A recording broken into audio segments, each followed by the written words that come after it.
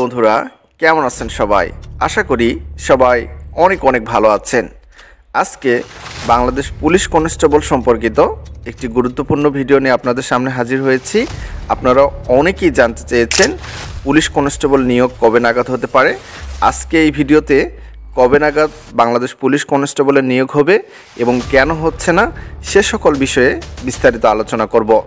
আপনারা সকলেই জানেন শেখ হাসিনা সরকার পতনের পরে বাংলাদেশ পুলিশ কনস্টেবলে অনেক সংখ্যক পুলিশের যে কনস্টেবল রয়েছে তারা কিন্তু যোগদান করে নাই।